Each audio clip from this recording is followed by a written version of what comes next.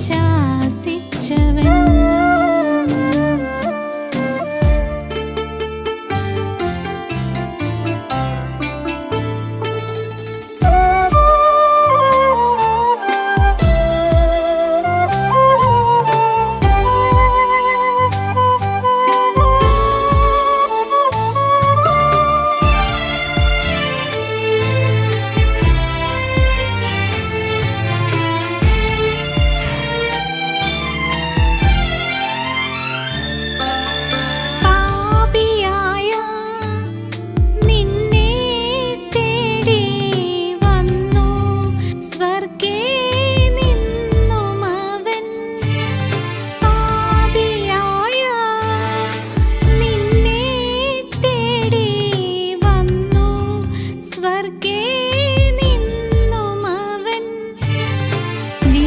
വിശ്വസിച്ചിടുക നീയവനിൽ, പാപപരിഹാരം ഏറ്റുവാങ്ങാം.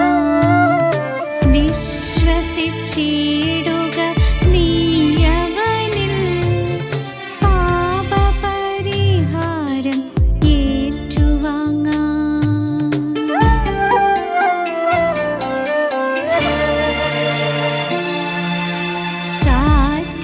ശാന്തമാക്കി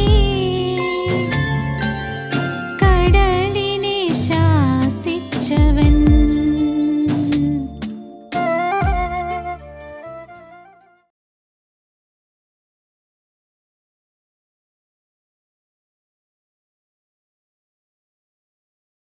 ദൈവത്തിൻ്റെ പരിശുദ്ധമായിരിക്കുന്ന നാമം വാഴ്ത്തപ്പെടുമാറാകട്ടെ. രായമംഗലം ബ്രദൻ മീഡിയയിലൂടെ ഞങ്ങളെ ശ്രവിക്കുന്ന ലോകം എന്നുമുള്ളതായിരിക്കുന്ന എല്ലാ പ്രിയ ശ്രോതാക്കൾക്കും കർത്താവും രക്ഷിതാവുമായിരിക്കുന്ന യേശുക്രിസ്തുവിൻ്റെ നിസ്തുല്യമായ നാമത്തിൽ ഞങ്ങളുടെ സ്നേഹ വന്ദനം അറിയിക്കുകയാണ്. സുവിശേഷം എന്നുള്ള വിഷയമാണല്ലോ നാം പഠിച്ചു വരുന്നത്. സുവിശേഷം എന്താണെന്നും എപ്രകാരമാണ് സുവിശേഷം പ്രസംഗിക്കേണ്ടത് എന്നുള്ളതിനെ സംബന്ധിച്ചും നാം ചിന്തിച്ച് വരികയായിരുന്നു. അപ്പോസ്തലന്മാരുടെ ചില പ്രസംഗ മാതൃകകൾ നാം പരിശോധിക്കുകയുണ്ടായി. ഒന്നാമതായിട്ട് നാം ചിന്തിച്ചത് അപ്പോസ്തലന്മാർ യേശുവിനെ ക്രിസ്തു എന്ന് പ്രസംഗിച്ചു എന്നുള്ളത് സംബന്ധമായിട്ട് നമുക്ക് ചിന്തിപ്പാനായിട്ട് ഇടയായിട്ടുണ്ട്. ഇന്ന് വീണ്ടും രണ്ടാമത്തെ പോയിന്റായിട്ട് അപ്പോസ്തലന്മാർ ക്രൂശിക്കപ്പെട്ട ക്രിസ്തുവിനെയാണ് പ്രസംഗിച്ചത്. യേശുക്രിസ്തുവിൻ്റെ ക്രൂശുമരണത്തെക്കുറിച്ച് പ്രസംഗിക്കുന്നതാണ് യഥാർത്ഥമായിരിക്കുന്ന സുവിശേഷം എന്നുള്ളത് ഇതിൽ നിന്ന് വളരെ വ്യക്തമായിട്ട് നമുക്ക് മനസ്സിലാക്കുവാനായിട്ട് സാധിക്കും. ഇത് സംബന്ധിച്ചും അപ്പോസ്തലന്മാരുടെ ചില പ്രസംഗ മാതൃകകൾ നമുക്ക് നോക്കുമ്പോൾ ഇത് വളരെ വ്യക്തമാകുന്നതാണ്. 1 കൊരിന്ത്യ ലേഖനം 1-ാം അധ്യായത്തിൻ്റെ 23-ാമത്തെ വാക്യത്തിൽ അപ്പോസ്തലനായ പൗലോസ് പറയുന്നത്, ഞങ്ങളോ ക്രൂശിക്കപ്പെട്ട ക്രിസ്തുവിനെ പ്രസംഗിക്കുന്നു എന്നാണ്. വീണ്ടും ഗലാത്യ ലേഖനം 3-ാം അധ്യായത്തിൻ്റെ 1-ാമത്തെ വാക്യത്തിൽ യേശുക്രിസ്തു ക്രൂശിക്കപ്പെട്ടവനായി നിങ്ങളുടെ മുമ്പിൽ വരച്ചു കിട്ടിയിരിക്കെ എന്നാണ് അപ്പോസ്തലൻ പറയുന്നത്.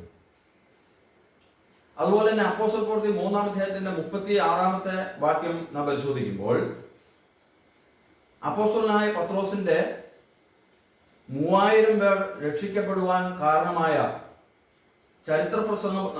ചരിത്രപ്രസിദ്ധമായ തന്റെ പ്രസംഗത്തിൽ താൻ പറയുന്നത്, ആകയാൽ നിങ്ങൾ ക്രൂശിച്ച ഈ യേശുവിനെ ദൈവം കർത്താവും ക്രിസ്തുവുമാക്കി വെച്ചു എന്നാണ്.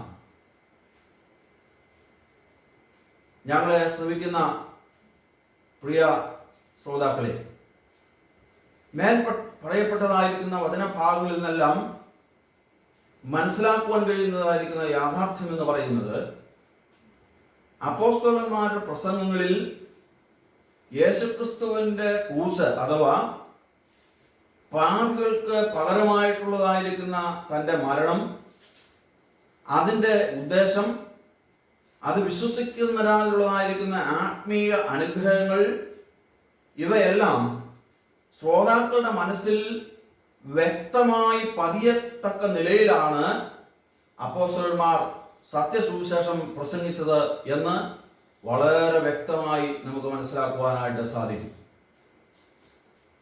ഇന്നത്തെ സമൃദ്ധി ദൈവശാസ്ത്രം പഠിപ്പിക്കുന്ന അനേക ആളുകൾ ഇതിൽ നിന്നൊക്കെ എത്രയോ വിഭിന്നമായിട്ടാണ് സുവിശേഷം എന്ന പേരിൽ പല കാര്യപരിപാടികളും നടത്തുന്നതെന്ന് നമുക്ക് മനസ്സിലാക്കാൻ സാധിക്കും. യേശുക്രിസ്തുവിൻ്റെ ക്രൂശുമരണത്തെക്കുറിച്ച് പഠിക്കുമ്പോൾ അക്ഷരീയമായ ക്രൂശിനെക്കുറിച്ചും ക്രൂശുമരണത്തിൻ്റെ അതിഭയാനകമായിരിക്കുന്ന അവസ്ഥയെക്കുറിച്ചും ചില ചരിത്ര വസ്തുതകൾ ചൂണ്ടിക്കാണിക്കുവാൻ ഞാൻ ആഗ്രഹിക്കുകയാണ്. ക്രൂശീകരണം ആരംഭിച്ചത് അശൂരിലും ഗ്രീസിലുമായിരുന്നു എന്നാണ് ചരിത്രത്തിൽ നിന്ന് നമുക്ക് പഠിക്കുവാനായിട്ട് കഴിയുന്നത്. സോൾ കീഴടക്കിയ ശേഷം അലക്സാണ്ടർ ചക്രവർത്തി ആ പട്ടണത്തെ നിരോധിച്ച് തനിക്ക് എതിരെ നിന്നതായ 2000 പേരെ ക്രൂശിക്കുവാൻ കൽപ്പന കൊടുത്തതായിട്ട് ചരിത്രത്തിൽ പറയുന്നുണ്ട്. പിന്നീട് റോമാക്കാർ ഈ ക്രൂശീകരണം പിന്തുടരുകയാണ് ചെയ്തത്. അടിമകൾക്കും കൊടുകുറ്റവാളികൾക്കുമാണ് റോമാക്കാർ ക്രൂശുമരണം നൽകിയിരുന്നത് എന്നാണ് മനസ്സിലാക്കുവാനായിട്ട് സാധിക്കുന്നത്. റോമാ പൗരത്വമുള്ളവരെ വളരെ ചുരുക്കമായിട്ടായിരുന്നു ഈ റോമക്കാരെ ക്രൂശിച്ചിരുന്നത് എന്ന് നമുക്ക് മനസ്സിലാക്കുവാൻ കഴിയും. സീസ്തറോ എന്ന എഴുത്തുകാരൻ പറയുന്നത്, ഒരു റോമൻ പൗരന്റെ ശരീരത്തിൽ നിന്നും മാത്രമല്ല, അവന്റെ ചിന്തയിൽ നിന്നും ദൃഷ്ടിയിൽ നിന്ന് പോലും ക്രൂശിന്റെ നാമം വിദൂരമായിരിക്കട്ടെ എന്നാണ് സീസ്തറോ എന്ന ചരിത്രകാരൻ എഴുതിയിരിക്കുന്നത്. ക്രൂശ് മരണം എത്ര ശാപയോഗ്യവും നിന്ദ്യവുമായിരുന്നു എന്നുള്ളത് ഈ വസ്തുതയിൽ നിന്നെല്ലാം നമുക്ക് മനസ്സിലാക്കുവാനായിട്ട് സാധിക്കും. ക്രൂശീകരണ വിധത്തെ സംബന്ധിച്ച് നാം പഠിക്കുമ്പോൾ നമുക്ക് മനസ്സിലാക്കുവാൻ കഴിയുന്നത്, ഈ കുറ്റവാളികളെ ക്രൂശിക്കുന്ന രീതി അത് നാം പരിശോധിക്കുമ്പോൾ എത്രയോ ഭയാനകമായിരുന്നു ഈ ക്രൂശ് മരണം എന്നുള്ളത് നമുക്ക് മനസ്സിലാക്കുവാൻ കഴിയും. പണിതീർത്ത ഒരു ക്രൂശ് തറയിലിട്ട ശേഷം ക്രൂശിക്കപ്പെടുവാനുള്ളതായിരിക്കുന്ന വ്യക്തിയെ ബലമായി അതിൽ പിടിച്ച് കിടത്തുകയാണ്. അനന്തരം 2 കൈകളും ഇരുവശത്തേക്ക് വലിച്ചു വെച്ച് ആണിയെടുക്കുകയാണ്. അതുപോലെ കാലുകൾ ചേർത്ത് ആണിയെടുക്കുകയാണ്. കാലിൻ്റെ ആ പത്തിയുടെ ഭാഗത്ത് ഒരു മരക്കഷ്ണം വെച്ചിരിക്കും. അത് കാലിനെ താങ്ങി നിർത്തുകയാണ്. അത് ശരീര ഭാരം കൊണ്ട് ശരീരം ക്രൂശിൽ നിന്ന് താഴെ വീഴാതിരിക്കുവാനായിട്ടായിരുന്നു അപ്രകാരം ചെയ്തിരുന്നത്. ഇങ്ങനെ ക്രൂശിച്ച ശേഷം ഈ ക്രൂശ് മരം, ആ ക്രൂശിച്ചതായ ആ തടി, അത് കുഴിയിലേക്ക് എടുത്ത് ഇടുകയാണ്. അപ്പോൾ ആ ക്രൂശിൽ കിടക്കുന്നതായിരിക്കുന്ന വ്യക്തിയുടെ ശരീരം ആകെപ്പാടെ ആടി ഉലയുന്നത് കാണുവാനായിട്ട് സാധിക്കും. എത്രയോ ഭയാനകമായ ശിക്ഷാ മുറയാണ്. ആർക്കും കണ്ടു നിൽക്കാൻ കഴിയാത്ത നിലയിൽ ഹൃദയഭേദകമാണ് ക്രൂശീകരണം എന്ന് നമുക്ക് മനസ്സിലാക്കുവാൻ കഴിയും. അതിനുശേഷം നടക്കുന്നതാണ് ചമ്മട്ടി പ്രയോഗം. ഇതുപോലെ തന്നെ അതിഭയാനകമാണ്. ചരിത്രം അത് സാക്ഷീകരിക്കുന്നു.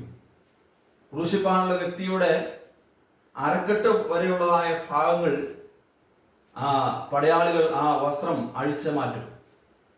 അനന്തരം ഒരു തൂണിന്മേൽ ബന്ധിക്കുകയാണ്. പിന്നീട് 1.5 അടിയോളം നീളമുള്ള പിടിയുള്ളതായിരിക്കുന്ന ചമ്മട്ടി എടുത്ത് ആ ചമ്മട്ടിയുടെ അറ്റത്ത് 4 തോൽവാളുകൾ നമുക്ക് കാണാൻ സാധിക്കും. അതിൽ ഈയക്കെട്ടുകളോ കൂർത്തുമൂർത്ത എല്ലും കഷ്ണങ്ങളെല്ലാം പിടിപ്പിച്ചിരിക്കുകയാണ്. അങ്ങനെ ഓരോ തോൽവാളുകളിൽ കുറഞ്ഞ പക്ഷം 5 എണ്ണമെങ്കിലും കാണുമെന്നാണ് പറയപ്പെടുന്നത്. ക്രൂശിക്കാനുള്ള വ്യക്തിയുടെ മുതുകിൽ ഈ പടയാളികൾ ആഞ്ഞടിക്കുകയാണ്. ശക്തരായ പടയാളികൾ ആ ദേഹത്ത് ആഞ്ഞടിക്കുമ്പോൾ എന്താണ് സംഭവിക്കുന്നത്? അവന്റെ മാംസം പിച്ചിപ്പറിക്കുകയാണ്. യഹൂദന്മാരെ സംബന്ധിച്ചിടത്തോളം അവര് ആരെയും 40 അടിയിൽ കൂടുതൽ അടിക്കുമായിരുന്നില്ല. എന്തുകൊണ്ടായിരുന്നു എന്ന് ചോദിച്ചാൽ, ആവർത്തന പുസ്തകം 25-ാം അധ്യായത്തിന്റെ 3-ാമത്തെ വാക്യം നാം പരിശോധിക്കുമ്പോൾ ആ 39 അടിയിൽ കൂടുതൽ 40 അടിയിൽ കൂടുതൽ ആരെയും അടിക്കുവാൻ പാടില്ല എന്നാണ് ന്യായപ്രമാണം പറയുന്നത്. അതുകൊണ്ട് യഹൂദന്മാർ അടിക്കുമ്പോൾ 39-ൽ അടിച്ചു നിർത്തുകയാണ്. കാരണം ഏതെങ്കിലും നിലയിൽ എണ്ണം തെറ്റിയാൽ ന്യായപ്രമാണത്തിന്റെ ലംഘനമായിരിക്കും പരിണതഫലം എന്നുള്ളതിനാലാണ് 39 അടിച്ച് നിർത്തുന്നത് എന്നാണ് പറയുന്നത്. എന്നാൽ ധീരന്മാരായ കനിവില്ലാത്തതായിരിക്കുന്ന റോമൻ പടയാളികൾ യഹൂദന്മാരെ അടിക്കുമ്പോൾ 40 അതിലധികമോ അടിക്കുന്നത് 41 പ്രാവശ്യമോ അതിൽ കൂടുതൽ അടിക്കുമെന്നാണ് പറയപ്പെടുന്നത്. അത് ന്യായപ്രമാണം ലംഘിക്കുന്നതിന് വേണ്ടി തന്നെയായിരുന്നു, മനഃപൂർവ്വം ചെയ്യുന്നതായിരുന്നു എന്നാണ് പറയുന്നത്. ഇങ്ങനെ വളരെ വേദനാജനകമായ അല്ലെങ്കിൽ അതിഭയാനകമായ ഒരു ശിക്ഷാമുറയായിരുന്നു ഈ ചമ്മട്ടി പ്രയോഗം എന്നാണ് പറയപ്പെടുന്നത്. ചമ്മട്ടി പ്രയോഗം കൊണ്ട് തന്നെ പലരും മരിച്ചു പോകുമെന്നാണ് ചരിത്രകാരന്മാർ പറയുന്നത്. ഈ ക്രൂശീകരണത്തെ സംബന്ധിച്ച്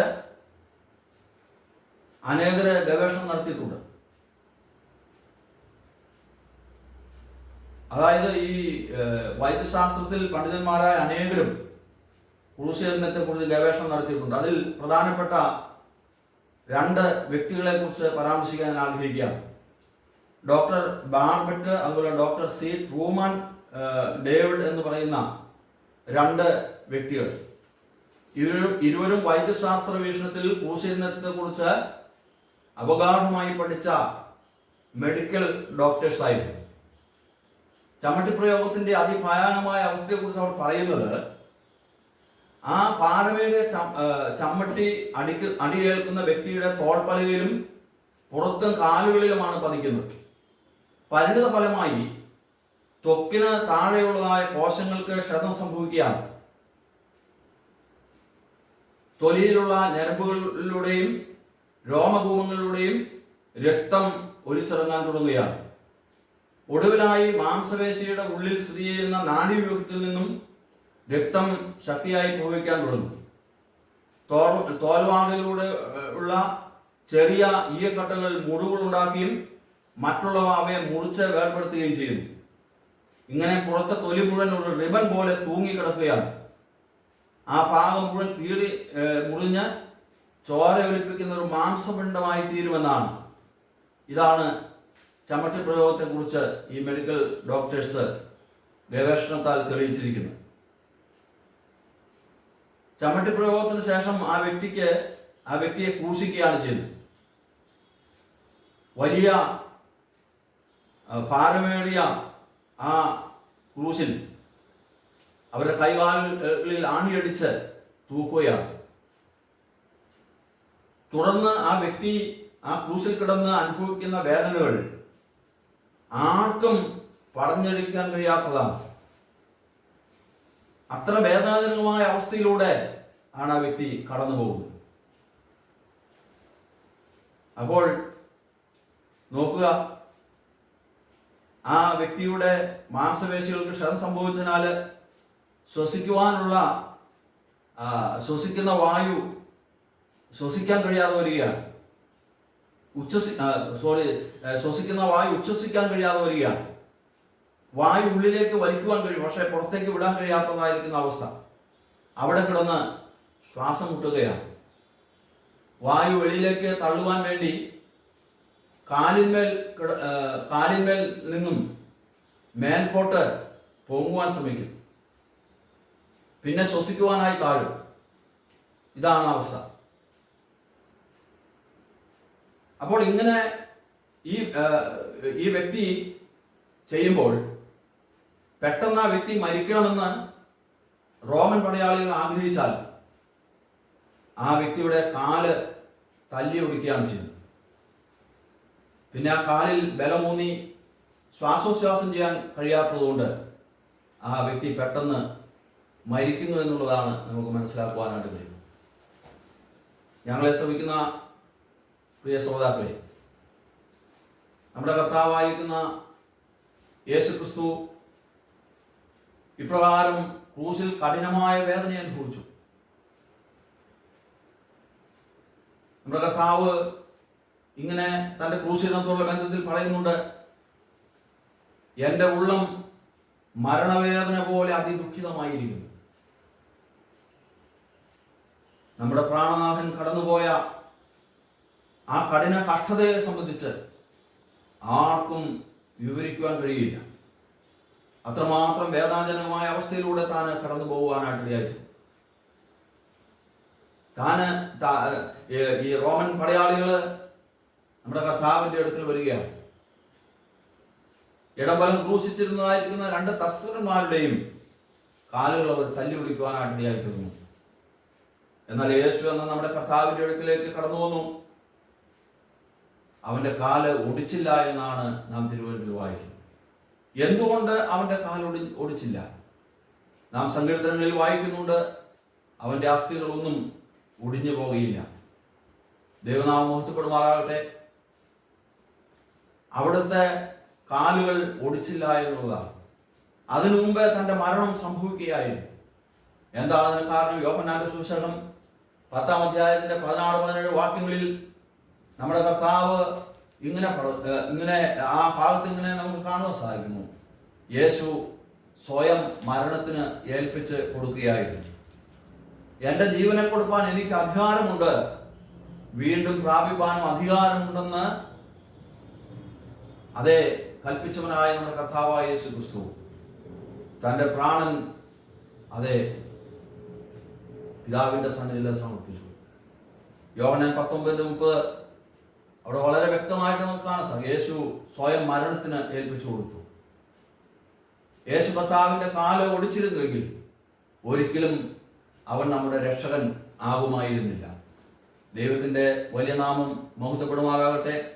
മനുഷ്യവർഗത്തിൻ്റെ പാപത്തിൻ്റെ ശിക്ഷയിൽ നിന്ന് അവരെ വിടുവിപ്പാനായിട്ട് ക്രൂസിൽ അതികഠിനമായ കഷ്ടത സഹിച്ച യേശു എന്ന കർത്താവ്, ആ യേശു എന്ന കർത്താവിൻ്റെ ആ ക്രൂശ് മരണത്തെ കുറിച്ചുള്ളതായിരിക്കുന്ന ആ സന്ദേശമാണ് യഥാർത്ഥമായിരിക്കുന്ന ആ സുവിശേഷം എന്നുള്ളത് നാം ഈ സമയത്ത് ഓർക്കേണ്ടതാണ്. യേശു ക്രിസ്തുവിൻ്റെ ആ ക്രൂശിനെ ഉയർത്തി കാണിക്കാത്ത ഒന്നും സുവിശേഷമല്ല എന്നുള്ളത് ഈ സമയത്ത് നാം മനസ്സിലാക്കണം. ഈ സന്ദേശം കേൾക്കുന്ന ഏതെങ്കിലും പ്രിയപ്പെട്ടവർ യേശു ക്രിസ്തുവിലൂടെ അവൻ്റെ ക്രൂശ് മരണത്തിലൂടെ ലഭ്യമാകുന്നതായ പാപക്ഷമയും അനുഗ്രഹങ്ങളും വ്യക്തിപരമായിട്ട് പ്രാപിക്കാത്തവരുണ്ടെങ്കിൽ, യേശു ക്രിസ്തുവിലൂടെ നിത്യരക്ഷ കരസ്ഥമാക്കാത്തവരുണ്ടെങ്കിൽ, ഞാൻ പറയട്ടെ, നിങ്ങൾക്ക് വേണ്ടി കൂടെ കഠിന കഷ്ടതകളിലൂടെ കടന്നുപോയി. നിങ്ങളുടെയും പാപത്തിന് പകരമായി കാൽവരിയുടെ ക്രൂശിൽ അവസാനത്തുള്ള രക്തവും ഊറ്റിത്തന്ന യേശു എന്ന കർത്താവിനെ വിശ്വാസത്താൽ സ്വീകരിച്ച് രക്ഷിക്കപ്പെടുവാനുള്ളതായിരിക്കുന്ന ആ ഭാഗ്യം ഉണ്ടാകട്ടെ എന്ന് ഞങ്ങൾ പ്രാർത്ഥിക്കുകയാണ്. ഇത് കേൾക്കുന്ന വിശ്വാസ സമൂഹങ്ങൾ രക്ഷിക്കപ്പെട്ട പ്രിയപ്പെട്ടവരുണ്ടെങ്കിൽ ഓർമ്മപ്പെടുത്തട്ടെ, നമ്മുടെ കർത്താവ് എത്രയോ വലിയവനാണ്, എത്രയോ ഉന്നതനാണ്. നമുക്ക് വേണ്ടി നമ്മുടെ പാപത്തിൻ്റെ ശിക്ഷയായി കാൽവരിയുടെ ക്രൂശിൽ അവസാനത്തുള്ള രക്തവും ചൊരിഞ്ഞു തന്ന് നമ്മെ രക്ഷിപ്പാൻ മനസ്സായ നമ്മുടെ കർത്താവിൻ്റെ ഉന്നതമായ സ്നേഹം നമുക്ക് ഈ സമയത്ത് ഓർക്കാം. റോമലേഖനം 5-ാം അധ്യായത്തിൽ അപ്പോസ്തലനായ പൗലോസ് എഴുതിയപ്പോൾ ഇങ്ങനെ നമുക്ക് വായിക്കുവാൻ കഴിയും: ക്രിസ്തുവോ നാം പാപികളായിരിക്കുമ്പോൾ തന്നെ നമുക്ക് വേണ്ടി മരിക്കയാൽ ദൈവത്തിന് നമ്മോടുള്ളതായിരിക്കുന്ന സ്നേഹം പ്രത്യക്ഷമായി എന്നുള്ളതാണ്. ആ കാൽവരിയുടെ ക്രൂശ് എന്ന് പറയുന്നത് ദൈവസ്നേഹത്തിൻ്റെ പ്രദർശനശാലയായിട്ടാണ് നമുക്ക് മനസ്സിലാക്കുവാനായിട്ട് സാധിക്കുന്നത്. അതുകൊണ്ട് യേശുക്രിസ്തുവിലൂടെയുള്ളതായിരിക്കുന്ന നിത്യരക്ഷയ്ക്ക് നമ്മെ യോഗ്യരാക്കിയ വലിയവനായ നമ്മുടെ കർത്താവിന് 1000 സ്തുതി സ്തോത്രങ്ങൾ നമുക്ക് അർപ്പിക്കാം. ഈ ക്രൂശിലൂടെ സാധ്യമായ യേശുക്രിസ്തുവിൻ്റെ ക്രൂശ് മരണത്തിലൂടെ സാധ്യമായതായിരിക്കുന്ന അനവധി സാധ്യതകൾ നമുക്ക് കാണുവാൻ സാധിക്കും. ദൈവാനുവദിച്ചാൽ അടുത്ത വീഡിയോയിൽ അങ്ങനെ ക്രൂശ് മരണത്തിലൂടെ സാധ്യമാക്കിയ അനവധി സാധ്യതകൾ, അതിൽ ചില പ്രധാനപ്പെട്ട കാര്യങ്ങളിൽ ചിന്തിക്കാമെന്ന് ആഗ്രഹിക്കുകയാണ് ചെയ്യുന്നത്. എൻ്റെ വാക്കുകൾ ഞാനിവിടെ ചുരുക്കട്ടെ. നമ്മുടെ കർത്താവായിരിക്കുന്ന യേശുക്രിസ്തുവിൻ്റെ ആ മഹത്തായ ക്രൂശ് മരണം അത് ഉയർത്തി കാണിക്കുന്നതാണ് യഥാർത്ഥമായിരിക്കുന്ന സുവിശേഷം എന്നുള്ളത്. നാം ഇന്ന് ലോകത്തിൽ കേൾക്കുന്നത് യഥാർത്ഥമായ സുവിശേഷമാണോ? അനേകർ പ്രസംഗിക്കുന്നത് യേശുക്രിസ്തുവിനെ കുറിച്ചുള്ള സുവിശേഷമാണോ? ക്രൂശിക്കപ്പെട്ട ക്രിസ്തുവിനെയാണോ പ്രസംഗിക്കുന്നത്? യേശുവിനെ ക്രിസ്തു എന്നാണോ പ്രസംഗിക്കുന്നത്? അതുകൂടെ ഭൗതികമായ അനുഗ്രഹങ്ങൾ ഉയർത്തി ഇന്ന് സമൃദ്ധി പറഞ്ഞ് അനേകരെ വഞ്ചിക്കുന്ന കള്ളവേലക്കാരെയാണ്, കപട സുവിശേഷകരെയാണ്, കള്ളത്തരമായ വേലകളെയാണ് ലോകത്തിൽ നമുക്ക് കാണുവാൻ സാധിക്കുന്നത്. ക്രിസ്തുവിന് അപമാനകരമായിരിക്കുന്ന നിലയിൽ ഇന്ന് അനേക വ്യാജ സുവിശേഷ പ്രവർത്തനങ്ങൾ ലോകത്തിൽ നടക്കുന്നത് കാണുവാൻ സാധിക്കും. ദൈവജനമേ, ഇത് നാം തിരിച്ചറിയേണ്ടതായിട്ടുണ്ട്. നാം സുവിശേഷത്തിന്റെ വാക്താക്കളായി തീരുവാനപ്പോഴും നമുക്ക് ഇടയായി തീരേണ്ടതായിട്ടുണ്ട്. ദൈവത്തിന്റെ വലിയ നാമം മഹത്വപ്പെടുമാറാകട്ടെ. ഓരോ സ്ഥലം സഭയുടെയും ചുമതല എന്ന് പറയുന്നത് സുവിശേഷം അറിയിക്കുക എന്നുള്ളതാണ്. ക്രൂശിക്കപ്പെട്ട ക്രിസ്തുവിനെ ഉയർത്തി കാണിക്കുക എന്നുള്ളതാണ്. ഓരോ സ്ഥലം സഭകൾ സ്ഥാപിക്കപ്പെട്ടതിന്റെ ഉദ്ദേശം എന്ന് പറയുന്നതാണ്. അതുകൊണ്ട് നാം നമ്മുടെ സ്ഥലസഭകളോടുള്ള ബന്ധത്തിലും എവിടെയും നാം ഉൾപ്പെട്ടിരുന്ന ദേശത്ത് എവിടെയും ഈ കർത്താവായ യേശു ക്രിസ്തുവിനെ ഉയർത്തുവാൻ, അവിടുത്തെ ആ ക്രൂസിനെ ഉയർത്തുവാൻ തക്കോണം നമ്മുടെ ജീവിതത്തിൽ ഇടയായി തീരട്ടെ. ദൈവത്തിന്റെ വലിയ നാമം മഹത്വപ്പെടട്ടെ. യേശു ക്രിസ്തുവിലൂടെയുള്ള ആ രക്ഷ, നിത്യരക്ഷ, ആ ക്രൂസ് മരണത്തിലൂടെ സാധ്യമായതായിരിക്കുന്ന അനുഗ്രഹങ്ങൾ വ്യക്തിപരമായി പ്രാപിക്കാൻ കഴിയാതെ ആരെങ്കിലും ഈ വചനം കേൾക്കുന്നെങ്കിൽ നിങ്ങൾക്കും വേണ്ടി കൂടെ കാൽവരി ക്രൂസിൽ മരിച്ച് അടക്കപ്പെട്ട് ഉയർത്തെഴുന്നേറ്റ് ഇന്നും ജീവിക്കുന്ന യേശു എന്ന കർത്താവിനെ നിങ്ങളുടെ ജീവിതത്തിൽ സ്വന്തം രക്ഷിതാവ് കർത്താവായി സ്വീകരിച്ച് അവനെ ഏറ്റുപറയുന്നുവെങ്കിൽ ഈ നിത്യരക്ഷയ്ക്ക് നിങ്ങൾക്കും അർഹരായി തീരുവാനായിട്ട് സാധിക്കും. ഈ താൽക്കാലികമായിരിക്കുന്ന ലോകം, ഈ ലോക ജീവിതമെല്ലാം ഒരു താൽക്കാലികവും ക്ഷണികവുമാണ്. ഈ ലോക ജീവിതത്തിന് ശേഷം നിത്യമായൊരു ജീവിതമുണ്ട്. ആ ജീവിതത്തിലേക്ക്, ആ നിത്യജീവിതത്തിനായി ഒരുങ്ങുവാൻ തക്കോണം കഴിയണമെങ്കിൽ ഈ കർത്താവ് സ്വന്തമായി ഉണ്ടായിരിക്കണം. യേശുക്രിസ്തുവിനെ സ്വന്തം രക്ഷിതാവായി സ്വീകരിക്കണം. അതിനുള്ള ഭാഗ്യം എല്ലാവർക്കും ഉണ്ടാകുവാൻ തക്കോണം വലിയവനായ ദൈവം സഹായിക്കട്ടെ എന്ന് പ്രാർത്ഥിച്ചുകൊണ്ട് എൻ്റെ വാക്കുകളോട് ചുരുക്കുന്നു. ദൈവമായ കർത്താവ് നമ്മെ അനുഗ്രഹിക്കുമാറാകട്ടെ.